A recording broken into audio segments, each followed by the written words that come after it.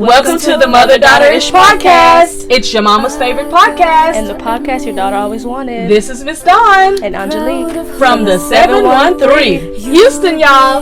Get connected and stay connected weekly as new shows debut on Sunday, Wednesday, and please check out our Saturday Out and About showcases. Enjoy the show. Please subscribe, like, share, comment, and tell every woman on the planet that you know about our show. Here's our show for today.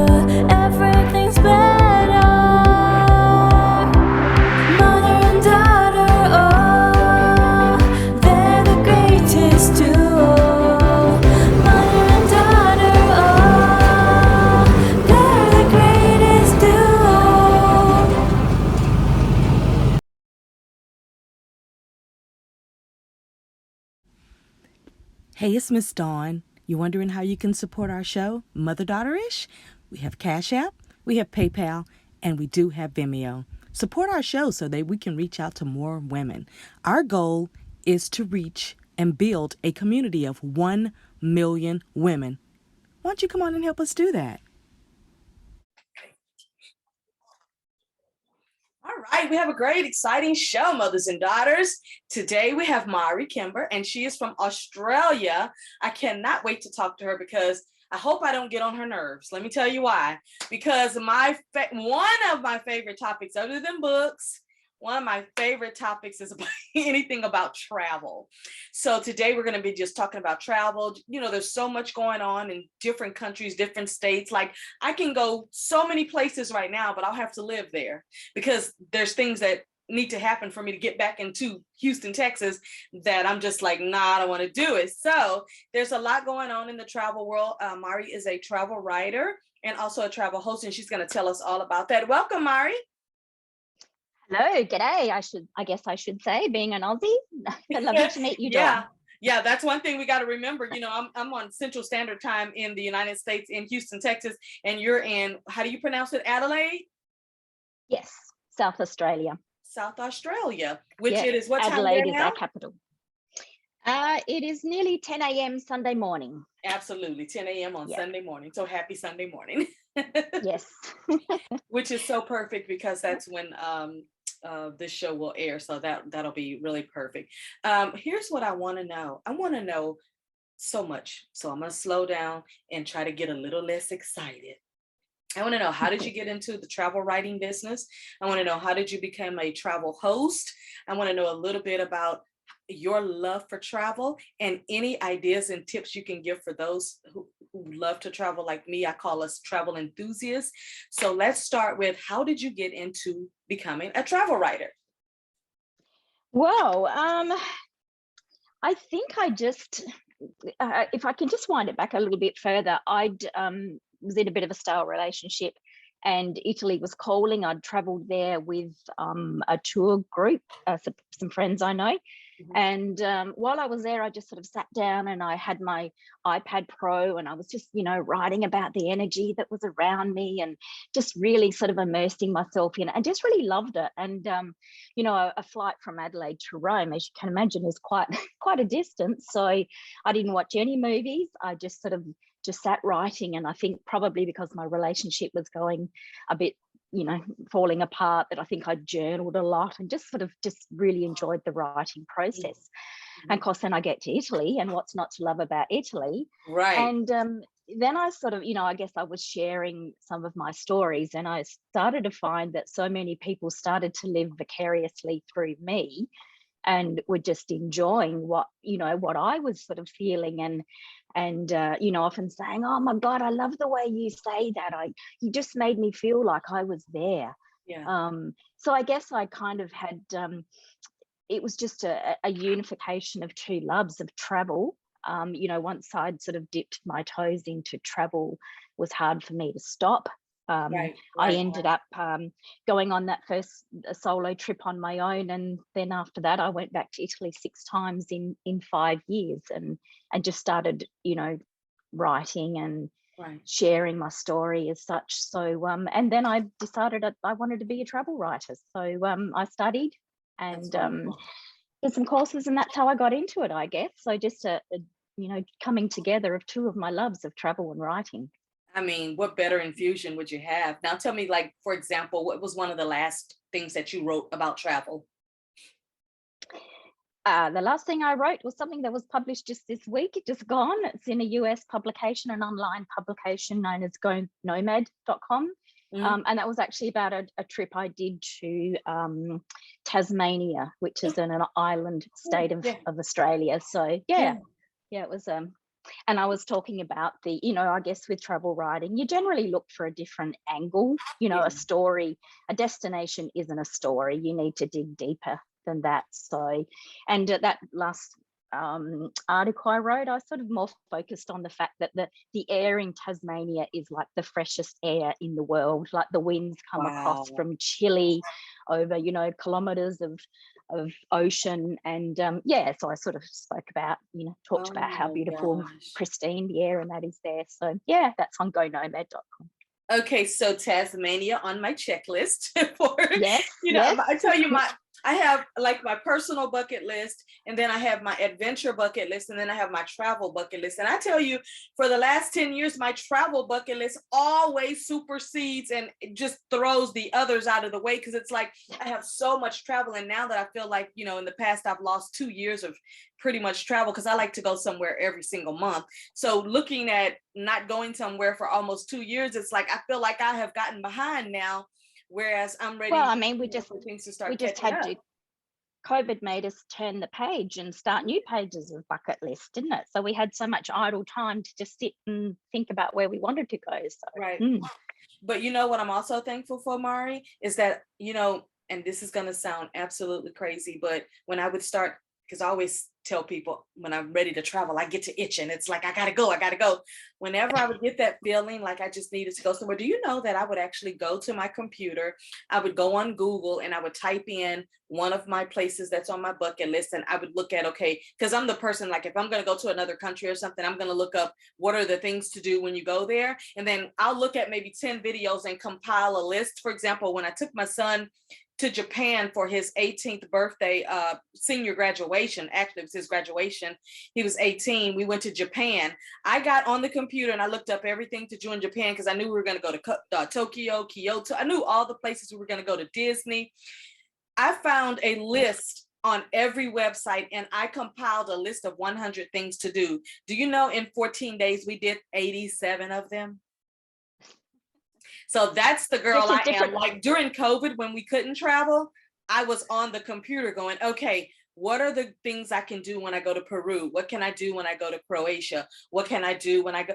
That's where my mind was. I was like, at least I can see a little bit of it and live a little vicariously through those that I was so gracious they put their videos up. And so that to me was kind of like my little relief of being able to see something that I wanted to see, yeah. like Ecuador and all these other places. So that's I why. guess that's another point about travel. I mean, we can do it with a very pre-planned Yes, itinerary, or like as you yes, say, like a list of things you do. I mean, often on some of my trips to Italy, I've just booked a flight in and out of Rome, right. and with 3 weeks to fill in the meantime. And I was there when it was sort of cold and rainy, so I just Oh, Google the weather reports yeah, and I'd go where the sun was shining and just yeah. get on a train and head off there. So yeah, that's the beauty about travel, isn't there? So many different ways we can do it. It's absolutely true. Now tell me about the travel hosting, because you said you were doing travel hosting. When you said that, the first thing that came to my mind is, I know I signed up some time ago on this website called Couch Surfing, and it was a way for, women who wanted to connect with women in other locations, other countries or whatever, and you could go and, they'll let you borrow their sofa if you're kind of like going to multiple places, and they'll give you a safe place to stay. Of course, I don't think I would do it now, just simply because after COVID, it's like I don't want to be in too many strange places. But what do you do as a travel host? Tell me all about that, because when you said travel host, I thought one Airbnb type of thing. The next thing I thought was like the couch surfing, and then the other thing I thought, my daughter, she went to the people to people thing, and they went over to England, and they actually were hosted by a family, and they got to go to school with the family's kids. They ate there, 5 or 6 of them stayed in their house, but that was set up through their government entity. So that was a host as well. Tell me about yours. Yeah, mine's actually quite different. Although I have, previously run a B&B, a bed and breakfast. I mean, Yes. I live near what I would call Australia's premier wine region, known as McLaren Vale. So I had a bed and breakfast there. I was also doing wine tours, taking people around. I was an accredited tour operator doing that. And no, but the rest has come forward from probably my love of Italy and a travel agent friend of mine, or a connection of mine. She runs some small group ladies only tours, and she has asked me to host her Italy ones. So, we've had like a week in Tuscany, and in a villa in Tuscany, and whatever. COVID kind of stamped a bit of that out again, but that's just starting to ramp up now, just starting to put together some itineraries, and just the marketing and sales of that was great fun. And the ladies that were booked on that were pretty well local to me here, somewhere in other states. So just to get them all together, get together, have a lunch. We went to an Italian restaurant, had a lunch, so everyone got to meet each other before. That particular one was cancelled through COVID. But yeah, that's the type of thing. It's mainly aimed at women who are, are itching to go away, but don't have someone to go with them, or they just want the security of having someone who will say, look, okay, all right, here's where we're catching the train. We've got to be there, and this is what's happening. So or let's go out for dinner. And I had been studying the language. A lot of that's kind of slipped out of my brain since, but yes. So that was they were using me for the Italy travel. And as I say, we're back now in the process of putting together something else. I really want to do something that's a bit more perhaps immersive, local culture immersion, because there are plenty of people have actually been to Italy, they've been to Rome, they've been to Venice, they've seen the major sort of tourist. And I think that's what I was doing when I was going there, is I was really getting off the beaten track and really getting, and I sort of found as a single woman traveling, so many people would talk to you, and I'm sort of the friendly Aussie chick that's going to talk to everyone as well. So me too. you just sort of make so many connections, and so a number of places I've sort of been to that are a bit off the tourist track, and that again, other people don't really have the confidence to do that. So that's where the hosting, that's where what I do. We might add in some writing, because I'm also a bit of an educator in travel writing. So we might sort of sit in a village and we'll talk about the senses of what we can see, what we can smell, what we can hear, the taste. That's really what you need to sort of open up when you're travel writing. So you really need to, and you have to experience that, and you have to learn how to articulate those senses that you're feeling. So yeah, great fun, and a variety of sort of women, but generally those that they may be widowed, or just want to go somewhere, don't have the security of doing it, and maybe next time they might be a bit more confident to do it on their own. But yeah, that's just sort of the style. Good fun, great, and we do have a great time. That makes so much sense, because prior to COVID, I traveled by myself all alone. I mean, a lot. I went with a lot of groups, 50 or 60 people that somebody put it all together with different people all over the world, and we would all get together. But that was through the Napoleon Hill Foundation, because I used to be one of their lead trainers. But I mean, birthday trips, I would always go. Like I went to Indonesia by myself one time. I went to Costa Rica by myself one time.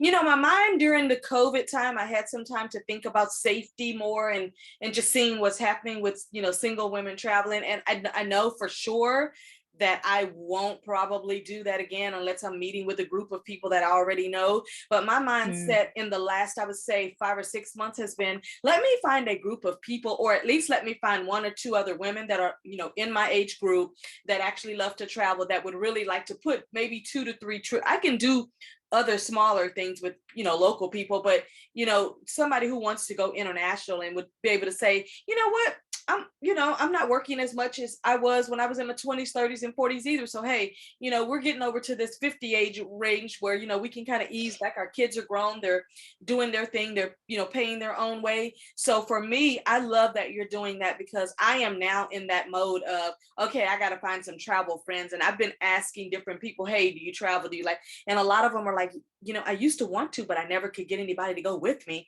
And I was too scared to go by myself. And I'm just like, we just need to get like 3 or 4 people. And then now we got a group. Yeah. And I don't mind planning it because that's a no-brainer to me. But it's all about, let's get the dates together. Let's get the location together. Let's put our deposits down or pay for it. And let's get going because, travel has taught me so much about people. It has taught me so much about culture. It has taught me so much about food and things that I would normally say, I'm not going to eat that. I'm not, it doesn't hurt to get into somebody else's culture to see what they love. If you don't like it, that's fine. But at least you can say, I tried it while I was living. I tried this particular thing. So what is the most exciting place that you have been as a travel enthusiast? I know you have a lot like I do, but I mean, just one that you're like, if I was to just decide to retire from everything, I'd go there. Well, I haven't found that place yet. I'm still looking for that one. Really?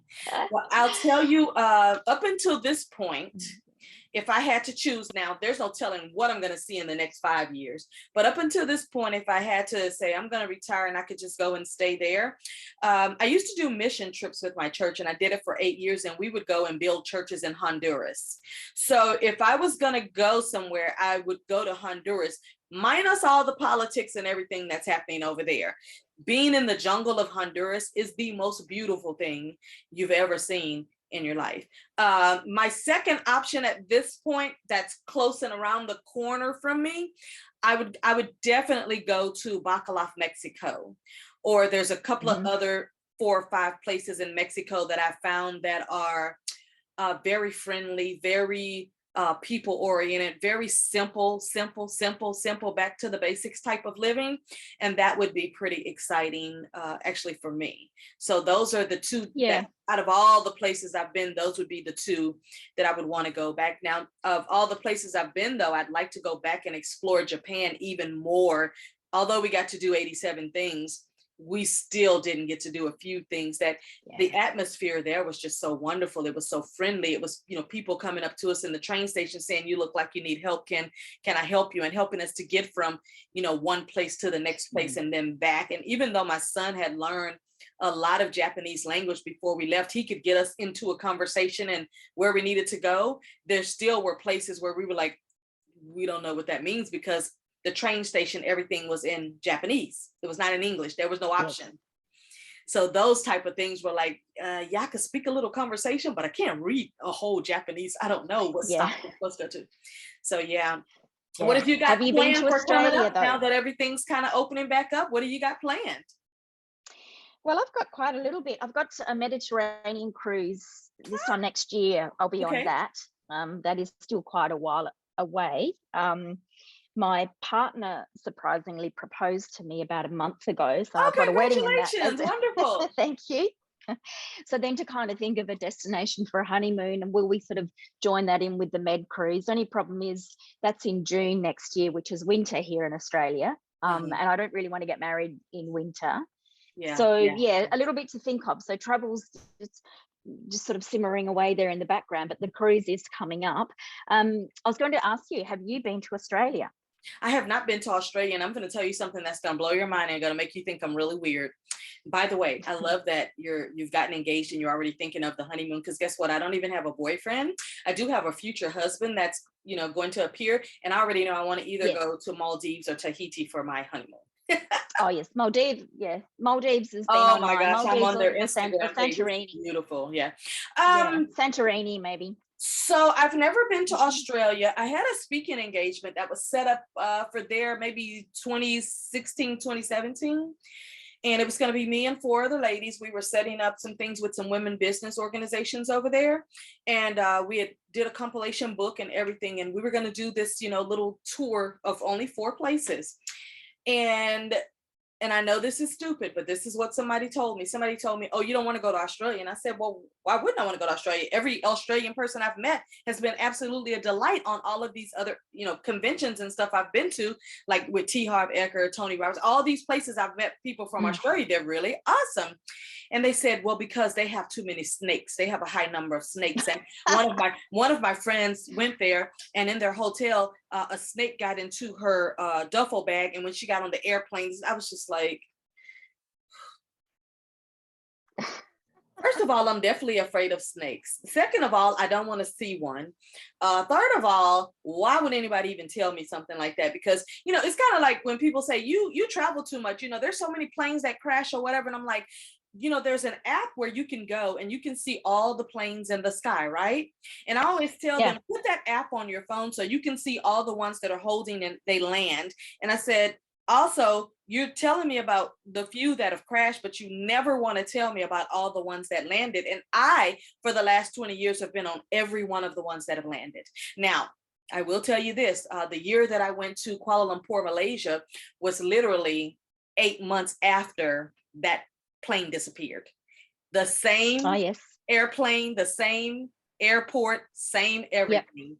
Because we went I went from Houston to Chicago to Hong Kong. We stayed there for 3 days, and from Hong Kong we went to Malaysia. So that freaked me out a little, and I said, nah, see, one thing you don't want to do, you don't want to get stuff like that in your head, because it will ruin your whole travel life, because you'll only be thinking about that. So I decided to tell my brain, delete, and that was the end of that story. But that's literally, honestly, that's why I've never attempted to come to Australia again, which I'm over that. Just know that was in the past. And I'm hoping there are animals in every country of the world, spiders, snakes, rattlesnakes. But I'm hoping that I can get another group of women that we could do something for some of the women's groups and business organizations, and we could actually decide to do the tour again and everything. It just depends on where everybody is in their life at that time. But I will say though, the area that you live in, Adelaide, I've never heard of that part. Okay. Yeah, so that was kind of new. The if you picture Australia. In the southern central part of it. I did. After you told me where that was, I did a lot of research and started looking how beautiful it was, and looking at the different women's organizations there and the different small business opportunities and the chambers. And I definitely, that's how my brain works. I start looking at, okay, wait a minute, But when you do your cruise, where are you planning regularly on going? Voted as the most livable. The cruise starts in Barcelona. And finishes in Athens. So now you're not going to be doing the running of the bulls. You're not going to be doing the running of the bulls, are you? Oh, I'm way too fast for them. I have a friend here named Andy, and he did it twice. The first time he did it, he said it was such an adrenaline rush that he said, I've got to do it one more time because I almost died and I didn't. So that means I got to do it again. He then took his cousin and brothers, and they did it again. And he was just like, he'll never get another adrenaline rush like that again. But let me tell you something. It was really funny with him explaining how the running of the bulls was. And I was looking at him like, wow, okay. And he had put his phone in his back pocket to take the pictures of what was going on behind him. And it was absolutely mayhem. So when you're on a cruise, do you stay on the cruise, or do you stop or do you get off at every port and explore? Generally, the cruises that I've done in the past have been with friends, and this friend is a travel agent, and we generally go, for say example, in Mykonos, we just went and hired quad bikes and we just headed off around the island, and went and found little tavernas and where the octopus is hanging in the sun and sat there by the beach. And so we don't always do the organized tours, but we generally get off and have a look around. As much fun as the ship is, of course there's plenty to see off, and whether that's just wining and dining and checking out the beach or whatever. So generally I'll have a look around. So if people are looking for some of the articles that you've written, where would they go and find them? And have you written a book yet? Sorry, you just dropped out there. Have you written a book? Yes, I've written a couple of books. So I've co-authored a Okay. self like a Yeah. self-help kind of a book called Change Is Not a Scary Word, which actually talks about more of my backstory. We were talking about being fearful of traveling and snakes and whatever. Right. I always relate that back. I had a number of years ago now, I had a condition known as Guillain-Barré syndrome, which you may or may not have heard about, which is preceded by a viral illness. The body ends up attacking the own protective covering on your nerves. So I spent 7 weeks in intensive care, totally paralyzed, followed by another 2 months in rehab to learn how to stand, how to walk, whatever. So I now I'm not scared of anything like that. You know, I won't let anything sort of hold me back. I know how precious life is, how quickly, and I was very healthy. I've always been very healthy. So yes, so the book that I've co-authored is called Change Is Not a Scary Word, and that actually goes through my time with my illness, recovering from that, how that just knocked my confidence, how I sort of refound myself, and how travel actually helped me find myself and empower me again and give me confidence. So, and now I spend a lot of my time making, you know, like people say to me, oh, what inspires you? And I say the people that inspire me are the ones that sit on their butt on the couch, because they show me how easy you can just waste your life away, how easy you can sit on your phone and go down the rabbit hole of social media and waste so much time when there's such a beautiful world out there and so much to experience and enjoy. So yes, so my book, the co-author of that book, was about that side of my story. I've also written a McLaren Vale travel guide, a 3-day guide through Anchor, which is another American company. But for finding my travel articles, everything is on my website, which is marykimber.com. There's my articles there. They can join my newsletter. I send out fun and enlightening, funny newsletters about things that have gone crazy for me, like the day a pair of my knickers fell out of the bottom of my jeans while I was at a barbecue, and there was a little G-string laying on the grass. So there's some crazy things that sort of happen. So yeah, life is to be enjoyed. Life is not to be taken too seriously. You've got to have a laugh. You've got to have some energy. And that right there is funny. I mean, as soon as you said it, I got a visual and I went, okay, it's funny. Yes. So if people go through my website, get the pop-up to join my newsletter, that's the kind of fun stuff they're going to be receiving from me. I don't bombard with emails, but yeah, send out an occasional dose of insight and inspiration. And so finally, I will ask you, in the last 2 months that you've been looking at different travel opportunities, what are some of the things that you're seeing that are stopping you from being able to do more of what you want to do? Like the state of travel is basically what I'm talking about. Like for me, there are places that I'd love to book a place to go to right now. I'm even thinking about, where I want to book for September and my birthday, but it's like, okay, I need to make sure I can get back into my city. What are some of the things that you're seeing that's stopping some of that, since you're kind of like out there looking at all the travel hosting opportunities and things? So yeah, well, I guess here in Australia, we were quite slow to open back up to international travel. Yeah. And that's really only sort of taken place in the last couple of months. There's still some places. I mean, we had a trip to Samoa booked, which is now on hold and in credit, but they still have issues in Samoa, so there's no travel there as yet. I think here people have, I think they're just starting to get back into it, and often more with a vengeance. Travel agent friends haven't been busier, and they're the organisation, I guess, the industry that you really felt sorry for through COVID. I mean, our government helped out a lot of business, with tax breaks and grants and whatever. So the economy kept going. I think we were one of the best. I think our economy and that kept going really well compared to other areas in the world. But the poor travel agents are the ones that, there was just nothing that could be done. Hospitality, of course, takes a hit everywhere, but they can be helped out a little bit. And then that came back sort of slowly. And now I guess travel agents have to deal with the mindset of the traveller. And if that's sort of tentative, if they're apprehensive about traveling, they're still behind the 8 ball. Yeah. I think you were talking about you've got sort of certain testing requirements to get back into Texas. Is that what you were saying?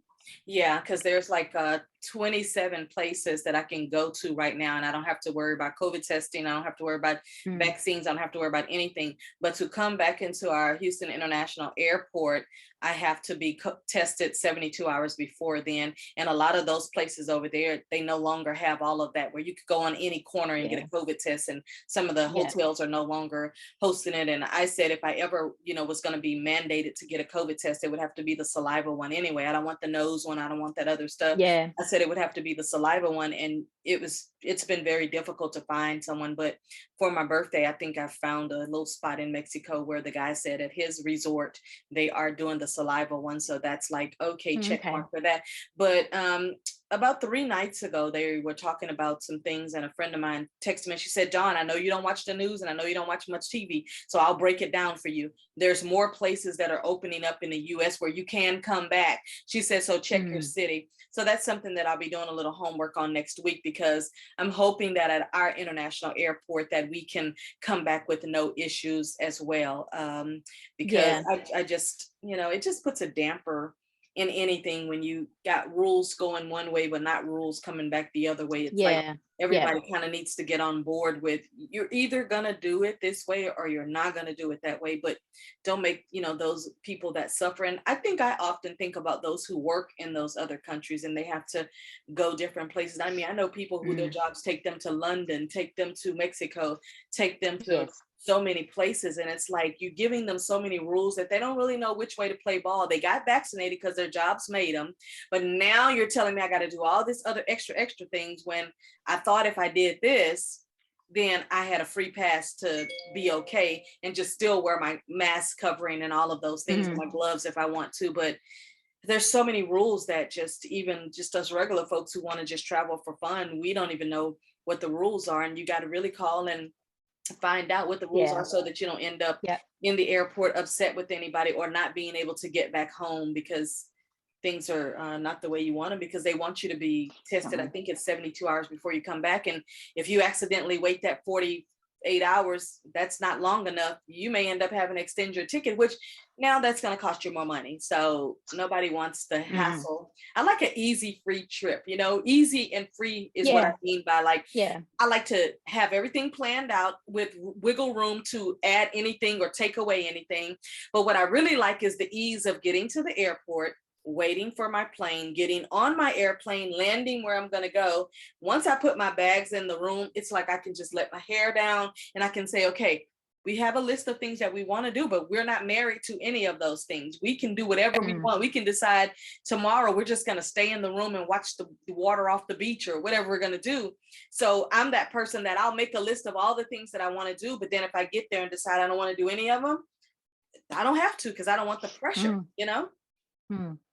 I think in answer to your question, it's just a matter. I think another 6 months is just going to change the landscape incredibly. And I think it's important that we don't get too stressed out over the situation. It's unprecedented. No one can change it. It's just something we've got to go through, and maybe we just utilize our time better in the interim. Very, very true. Okay, what's the final thing that you'd like to leave with us about travel, about hosting, about one of your books?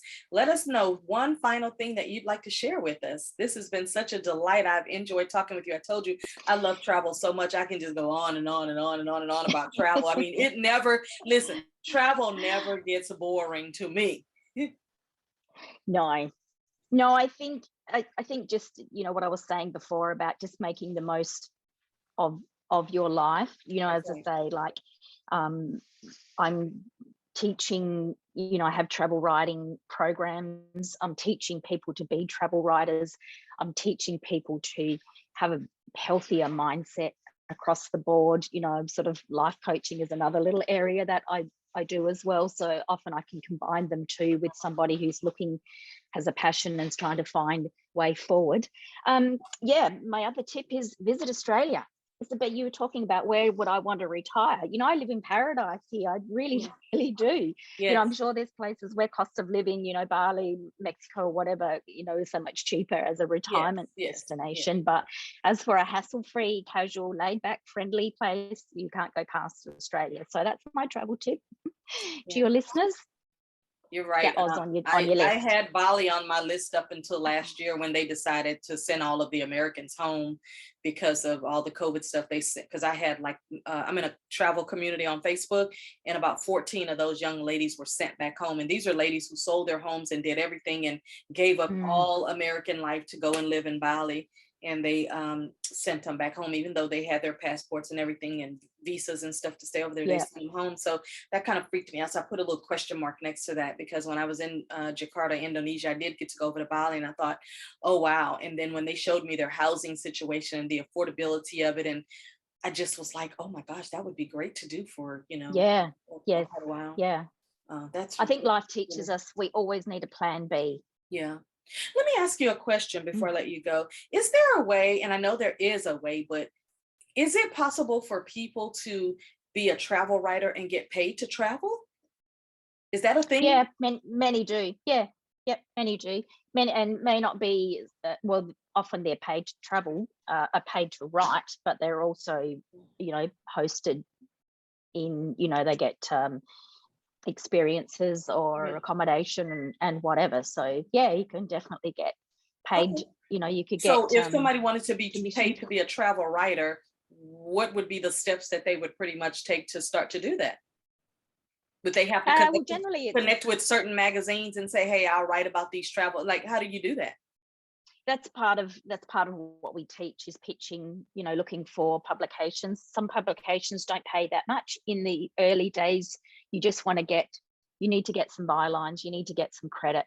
So you often start with sort of getting published with places that may not pay particularly much, but you're getting that a bit of cred behind you. So yeah, and then other publications pay, $1 per word, and travel was just, an incy little bit of the whole scope of, magazines, and everything's online and that now. So people don't have to be amazing photographers. You can use your iPhone now because so much of it's going online. But yeah, no, certainly avenues for that. I'm paid to write.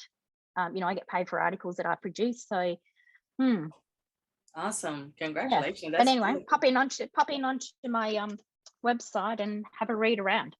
Absolutely.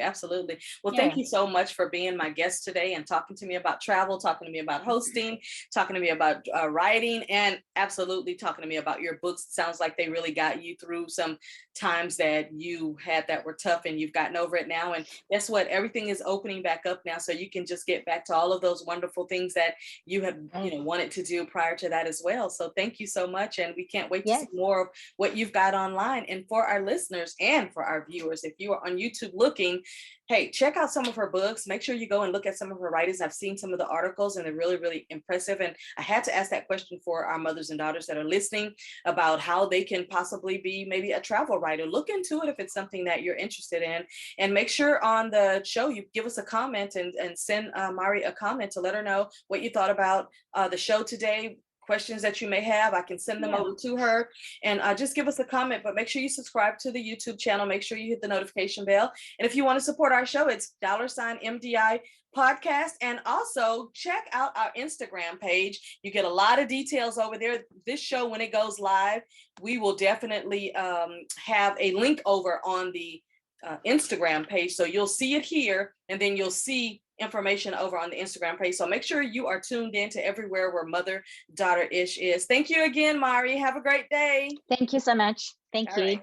Bye-bye. Bye.